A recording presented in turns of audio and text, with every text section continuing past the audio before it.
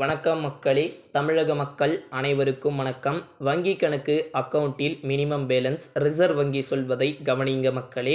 அனைத்து வாடிக்கையாளர்களும் காணொலியை கடைசி வரைக்கும் பாருங்கள். நீங்கள் எந்த வங்கி வேணால் வச்சுட்ருங்க, ஆனால் காணொலியை கடைசி வரைக்கும் பாருங்கள் மக்களே. முக்கியமான அறிவிப்பு மக்களே, இது போன்ற பயனுள்ள தகவல் அவ்வப்போது தெரிந்து கொள்ள சேனலை சப்ஸ்கிரைப் பண்ணுங்கள். வங்கி அதாவது அக்கவுண்டில் மினிமம் பேலன்ஸ் அபராதம் விதிக்கிறார்களா? மக்களே ஏமாந்துராதீங்க. ரிசர்வ் வங்கி சொல்வதை கவனித்துக் கொள்ளுங்கள்.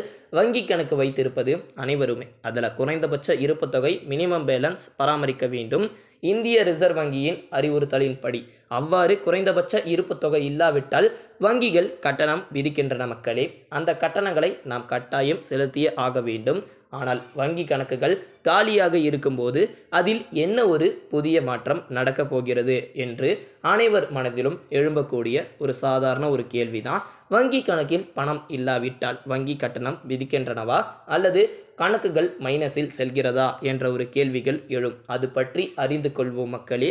இந்திய ரிசர்வ் வங்கியின் இந்த ஒரு விதியை பற்றி நீங்கள் தெரிந்து கொள்ள வேண்டும். அதாவது ரிசர்வ் வங்கியின் அறிவுறுத்தலின்படி வங்கி கணக்கில் குறைந்தபட்ச இருப்பு தொகை பராமரிக்க வேண்டும். ஒவ்வொரு வங்கியும் அதற்கான தொகை நிர்ணயம் செஞ்சிருக்கிறாங்க.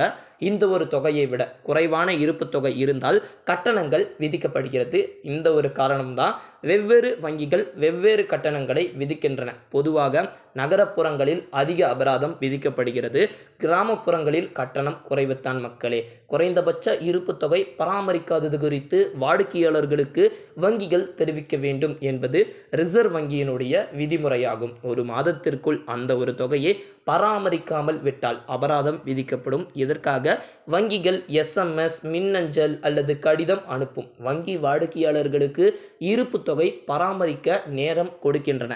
ஆனால் அது எவ்வளவு நேரம் அப்படின்னு நிறைய பேருக்கு டவுட்டாக இருக்கும். இது ஒரு மாதம் வரை மட்டுமே இருக்கும். இந்த ஒரு காலக்கெடுவுக்கு பிறகுதான் அபராதம் விதிக்கப்படும். இதுவே விதிமுறையாகும் மக்களே.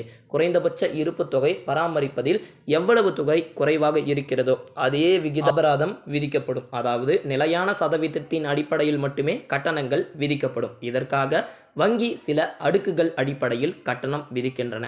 மினிமம் பேலன்ஸ் தொகையை பராமரிப்பது குறித்து அபராத கணக்கை எதிர்மறையாகவோ அல்லது கழிப்பதாகவோ எடுக்கக்கூடாது என்பது தான் சொல்லியிருக்கிறாங்க.